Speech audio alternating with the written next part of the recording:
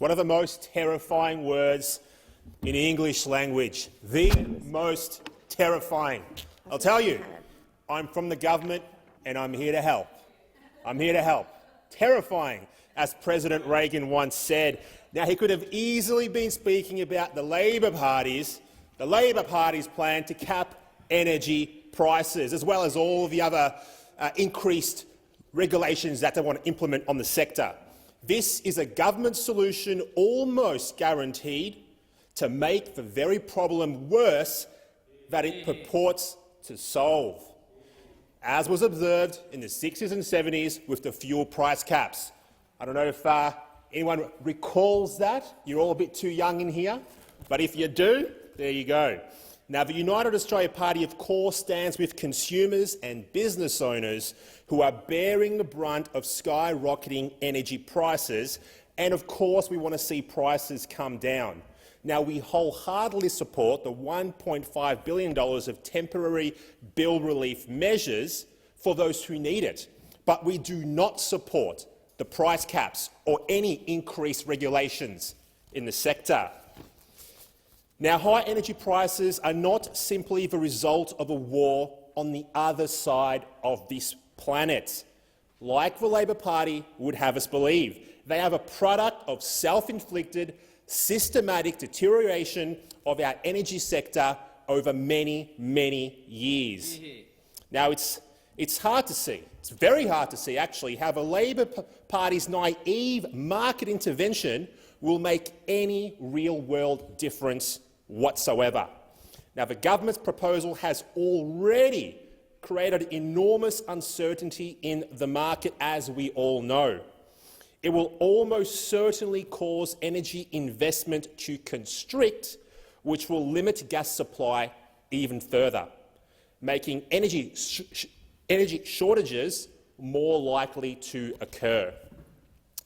And for what? For what exactly? Prices are still predicted to rise in the next 2 years by the government's own account by many, many hundreds of dollars. Now, the long-term solution, and there is a long-term solution, the long-term solution to high power prices is not more government intervention in the market. That's ridiculous.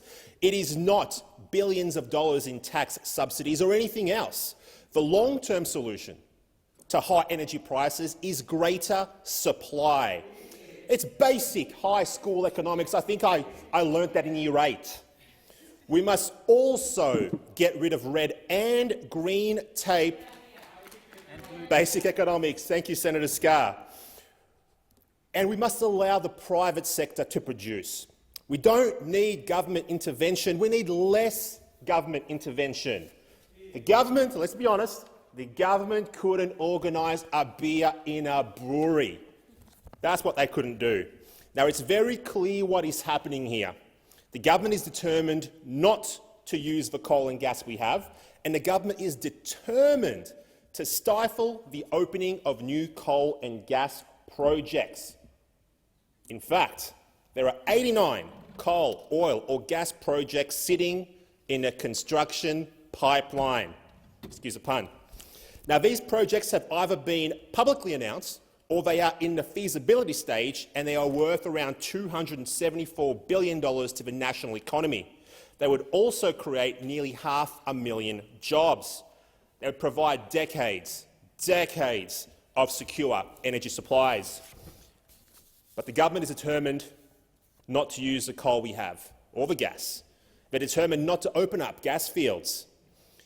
And if that's their plan, if that's their vision, then the only way to lower energy prices in the long term, is to add nuclear power to the mix. Now, the United Australia Party does not accept the flippant responses of government ministers whenever the suggestion of nuclear power is raised that, oh, it's just too hard, or oh, it's too expensive, oh, it's too difficult. That's what we're told. Well, it's not too hard. There is a middle ground, a place where different ideas meet and the Australian people benefit. What is too hard, though? What is too hard is watching the average Australian suffer under massive cost of living pressure and skyrocketing energy bills, while a very real, tried, tested, safe and proven solution is staring at us right in the face. Now, Australian consumers, Australian businesses, Australian manufacturers, they deserve reliable, abundant and cheap energy. Without cheap energy, we will see a decrease in our standard of living. That is just the facts. It will happen. Now, irrespective of whether this bill passes today or not, and we all know it is likely to pass, the United Australia Party asks the government to initiate a genuine study on the costs and benefits of nuclear power. It should analyse emissions, cost to users, cost to government. Now, the Labor Party's 12-month price cap mechanism is a short-term cure that may well be worse than the disease. We need a permanent solution to keep prices down. Now, the UAP took to the election a nuclear policy because we're committed to the long-term future of our country. Now, the time for an honest debate on nuclear power is now. We need to plan for stable power prices into our future without the need for repeated emergency relief measures.